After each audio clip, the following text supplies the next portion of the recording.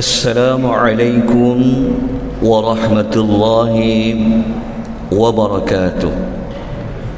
Alhamdulillahi rabbil alamin, wassalatu wassalamu ala asyrafil anbiya'i wal mursalin wa ala alihi wa sahbihi ajma'in, amma ba'd.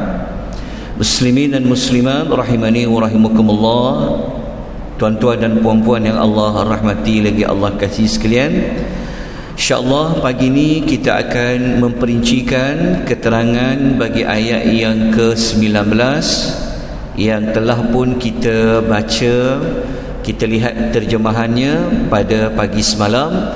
Namun begitu, kita ulangi kembali bacaan ayat yang ke-19 yang Allah menceritakan tentang pelayan yang akan memberikan layanan kepada penghuni syurga. Ia juga boleh kita katakan yang berkhidmat untuk penghuni syurga, merupakan khadam di dalam syurga. A'udzu billahi minasy syaithanir rajim.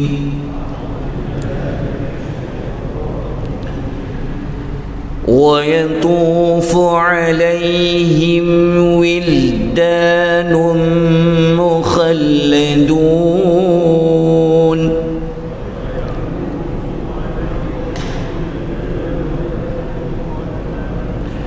إِذَا رَأَيْتَهُمْ حَسِبْتَهُمْ لُؤْلُؤًا مَّنثُورًا.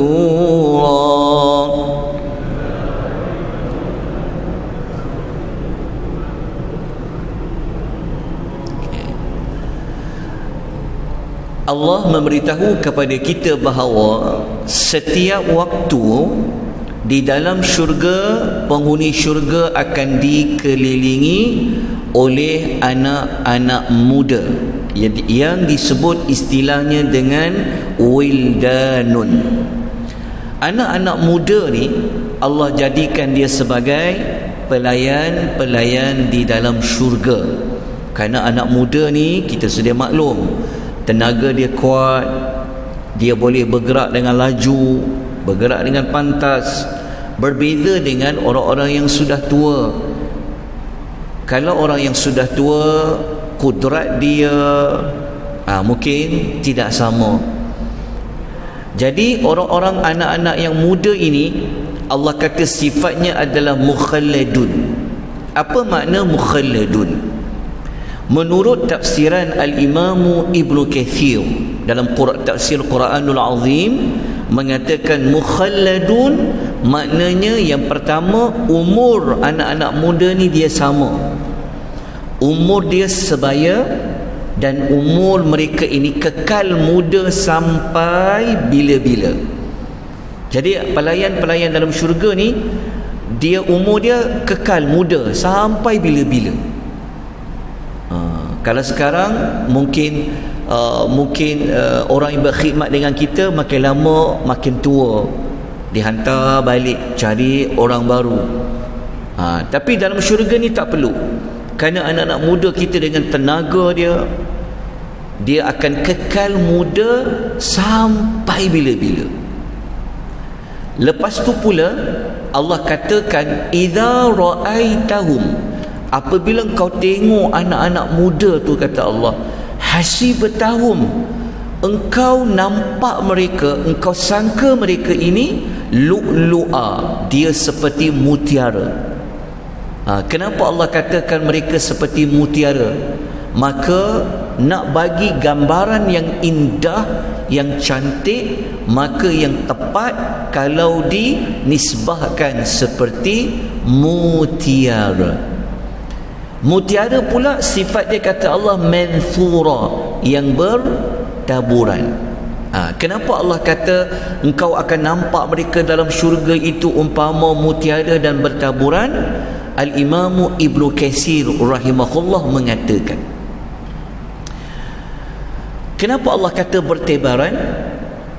Kerana Allah Ta'ala nak kata pada kita, kita boleh jumpa anak-anak muda ni di mana-mana saja. Tengok kat kanan, oh ada anak-anak muda. Tengok kat kiri, ada anak-anak muda ni. Maknanya anak-anak muda ni dia sentiasa berkhidmat. Jadi kita tak perlu nak ambil masa panggil dia orang dan sebagainya, tak perlu. Kerana mereka akan sentiasa ada. Bertaburan tu maksudnya ada di mana? Ada di mana-mana. Batu Ibnu Katsir kalau tuan baca dekat situ, dia kata, jika kamu melihat mereka bertebaran dalam memberi layanan kepada tuannya, jumlah mereka yang ramai, cerianya wajah mereka, indahnya warna mereka. Ni Allah nak bagi tahu bahawa dalam syurga ni, hatta pelayan tu pun mata kita sedap memandang, nikmat dan indah. Kalau bibik-bibik kita, sudah, kita pula yang buat kerja. Sebab apa? Sebab dia dah tak mampu. Panggil berkali-kali tak datang-datang. Contoh, berbeza dengan anak-anak muda melaki ini, yang mereka ini bertebaran ke sana dan kemari. Kemudian kalau kita baca dalam tafsir, Al-Imam Al-Qurtubi mengatakan, kenapa dia disebut dengan lu'lut manthura? Samalah seperti Al-Imam Ibnu Katsir, maknanya mereka ini sibuk bergerak dalam melayani penghuni syurga. Dia tak macam bidadari. Nanti kita akan jumpa. Kalau bidadari, dia bukan melayani penghuni syurga dengan bentuk dia nampak kat luar, tapi dia akan tunggu pasangannya di tempat-tempat yang tertentu. Sebab itu nanti waktu kita belajar surah dalam surah lain, Allah kata bidadari itu umpama mutiara yang tersimpan. Beza dengan anak muda lelaki. Anak-anak muda ni dia bertebaran, tapi kalau bidadari, mutiara yang tersimpan. Siapa anak-anak muda lelaki ini? Para ulama tafsir, mereka mencari jawapan.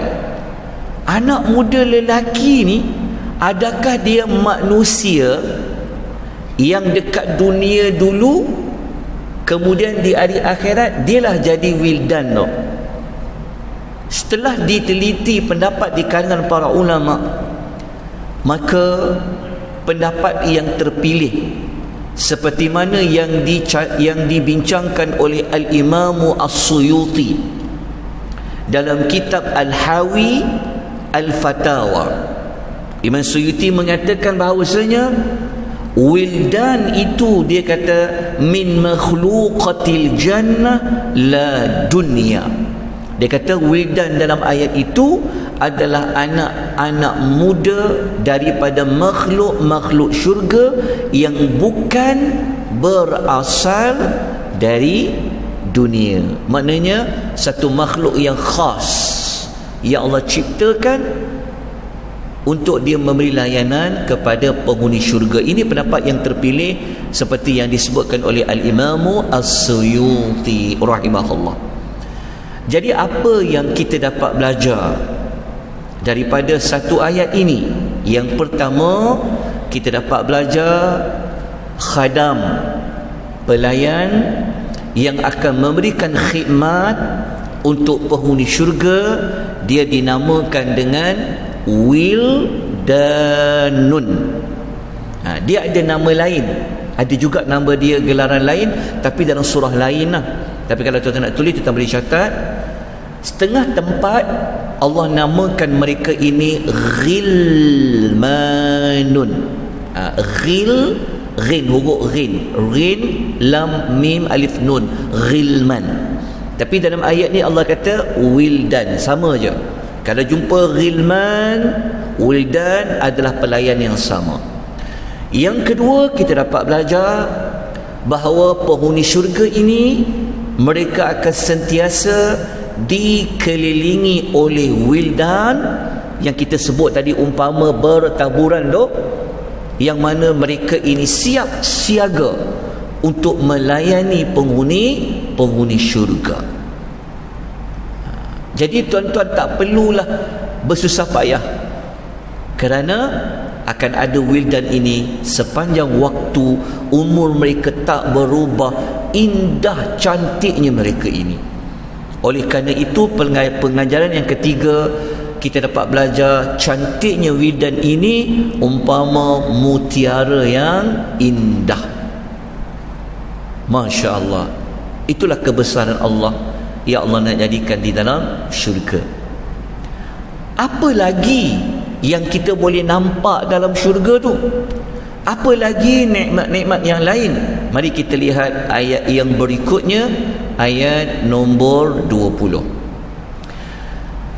Wa idza ra'aita thamma ra'aita na'iman wa mulkan kabira.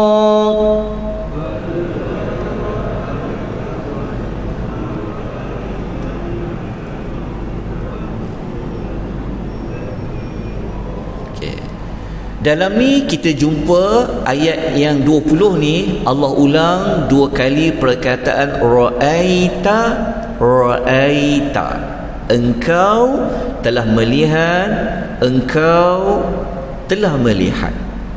Maknanya Allah suruh, Allah Ta'ala nak kata pada kita indahnya syurga ni.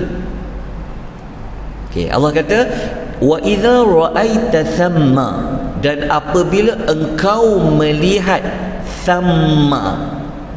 Thamma pada ayat ini kalau ikut al-Imam al-Baghawi dalam Ma'alimut Tanzil, beliau kata thamma dekat situ merujuk kepada syurga. Jadi Allah kata dan apabila engkau melihat di sana, iaitu dalam syurga itu, kata Allah, ra'aita na'iman, nescaya engkau akan melihat na'im. Na'im ni adalah pelbagai nikmat. Maknanya apabila masuk syurga ni, kita akan tengok nikmat tu ada di mana-mana. Tak ada cacat cela dalam syurga tu. Tengok depan nikmat, sana nikmat, ke sini nikmat. Kalau kita baca ulasan Al-Imam Al-Baghawi mengatakan ayat yang Tuhan kata ra'aita na'ima, maknanya kata Al-Imam Al-Baghawi, kita tak dapat nak sifatkan, tak dapat nak digambarkan. Maksudnya kita kata seolah-olah kita tak tercakap dengan kata-kata betapa banyaknya nikmat yang ada di dalam syurga tu. Kemudian kata Allah wa mulkan kabira, dan engkau akan melihat kerajaan yang besar, kata Allah, di dalam syurga. Apa makna wa mulkan kabira? Dalam tafsir Aisar At-Tafathir, Syekh Jabir, Abu Bakar Jabir mengatakan wa mulkan kabira bermakna kerajaan yang tidak dapat diukur luas dia. Kenapa Allah sebut macam kerajaan? Ingat tak, kita masuk syurga ni, kita dilayan sebagai apa? Kita dilayan lebih lagi daripada kita kata very very important person. Lebih lagi Allah bagi kita umpama kerajaan. Sebab kita dilayan umpama apa? Umpama raja, buat selama-lamanya. Bayangkan kalau raja sekarang 5 tahun sekali tukar, betul? Tukar. Itu pun dekat Malaysia je.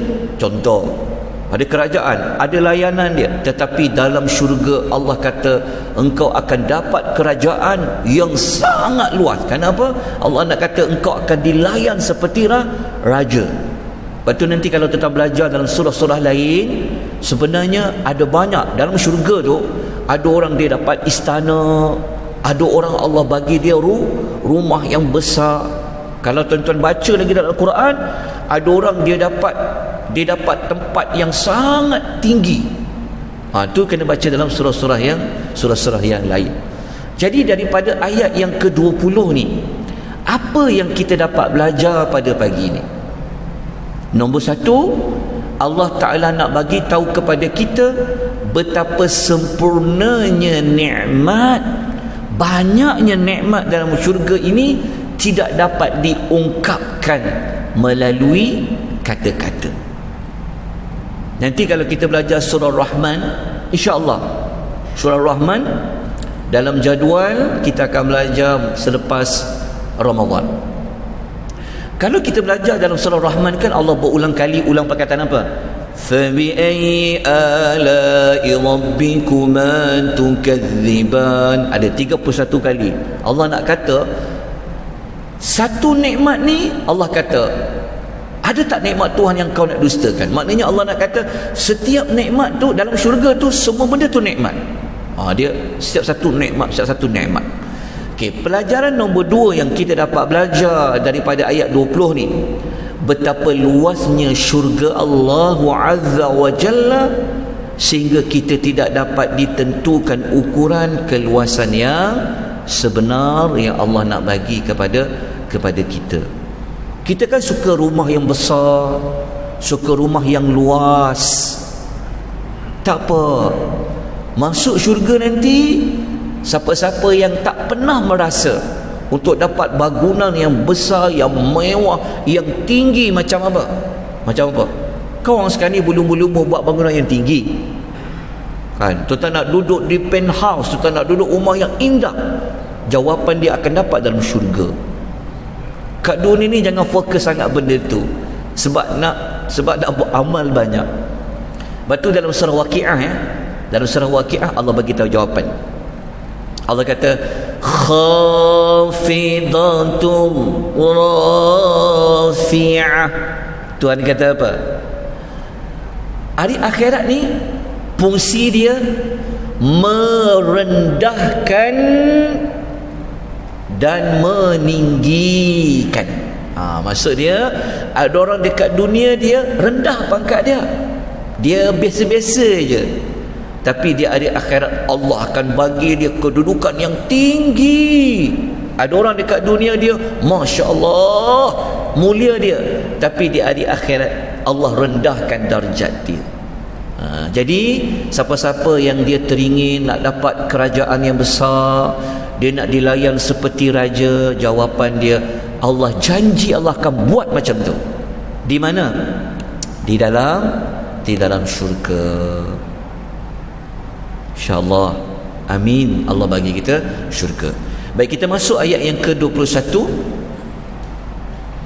Apa lagi yang indah na'iman di dalam syurga?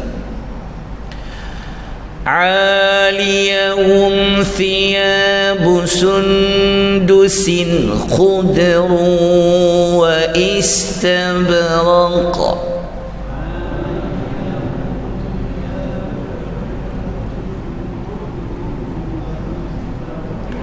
وحلوا أساور من فضة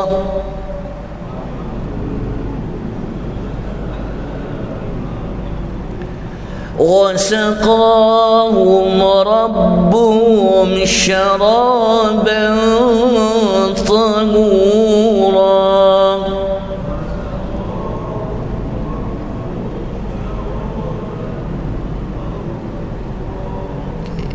Ayat 21 ni Allah menjelaskan lagi.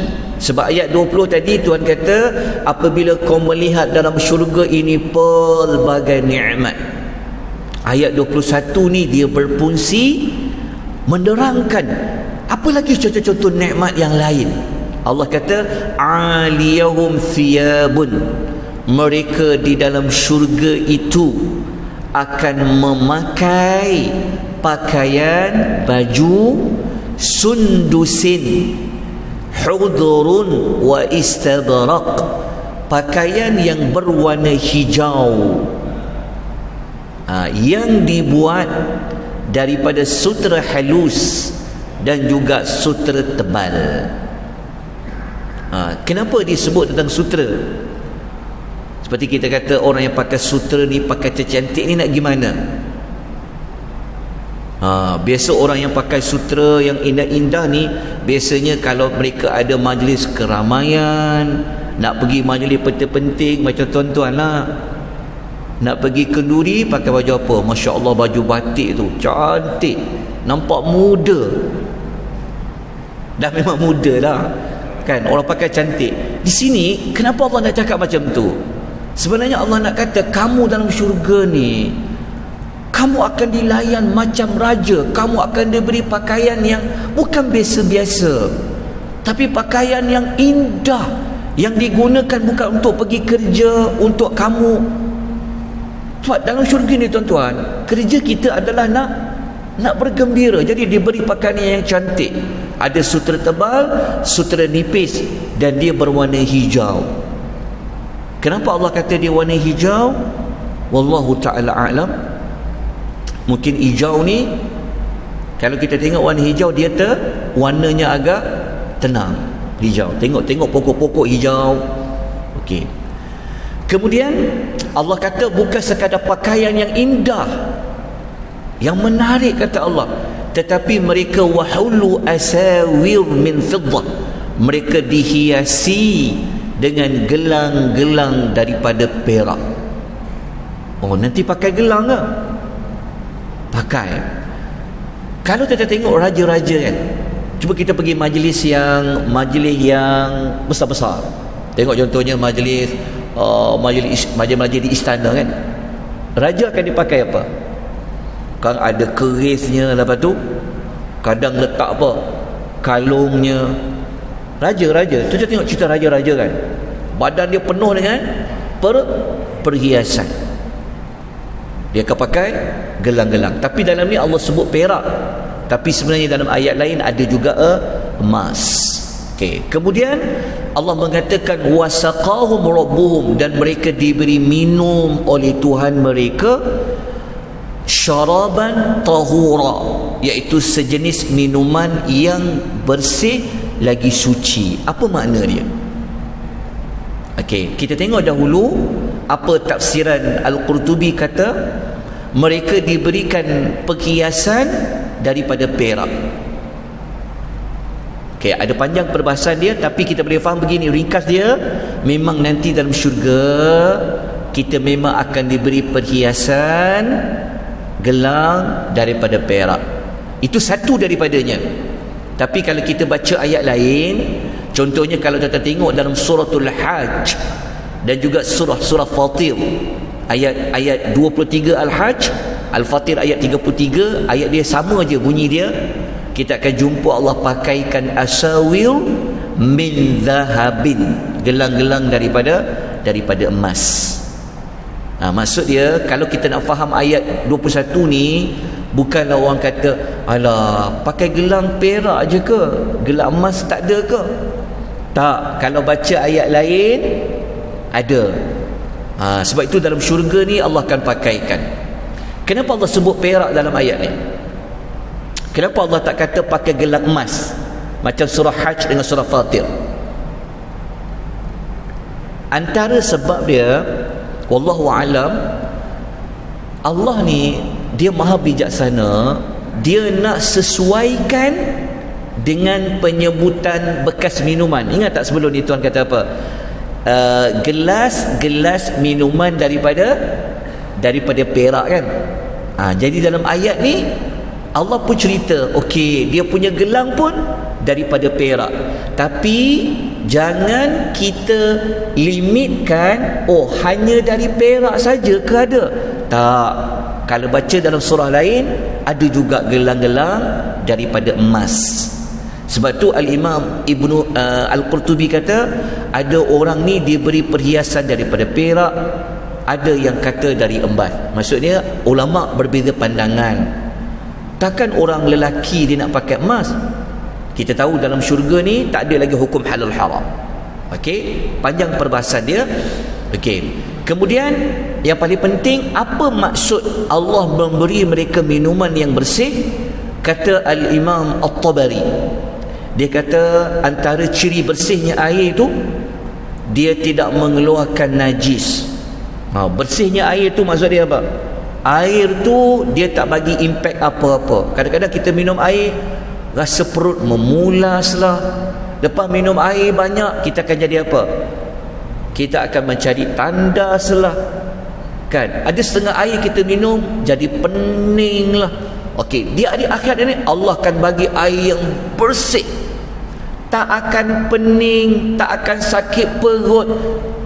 Hatta kan kita tak perlu lagi untuk membuang air. Sebab apa?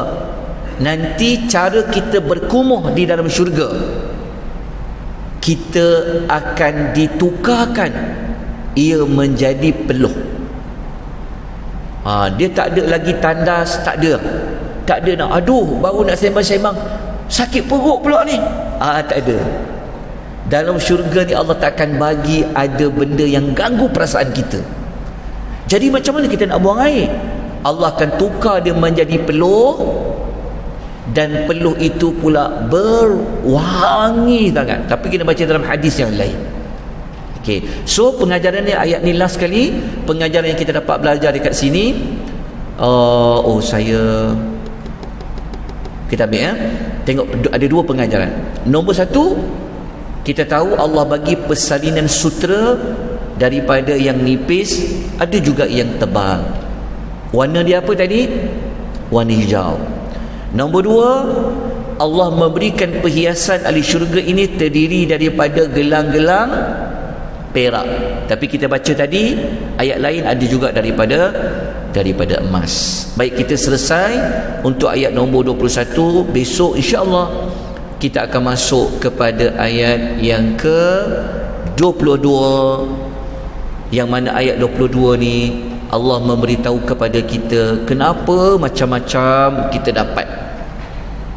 Kenapa Allah bagi kita macam-macam? Jawapan dia kita akan baca nanti pada ayat yang ke-22. Moga-moga kita semakin bersemangat untuk kita membanyakkan amal-amal soleh. Kita semakin nampak ke mana yang kita nak bawa hidup kita ini. Kita semakin jelas tujuan kita buat amal soleh. Moga-moga Allah menunaikan apa yang kita inginkan, dan Allah melindungi kita, menjauhkan kita daripada apa yang kita tidak inginkan. Kita sudahi dengan tasbih kafarah. Subhanakallahumma wa bihamdika asyhadu an la ilaha illa anta astaghfiruka wa atubu ilaik. Wal 'asr innal insana lafi khusr illa alladhina amanu wa 'amilus salihat wa tawasaw bil haqq wa tawasaw bis sabr. Wabillahi taufiq. Assalamualaikum.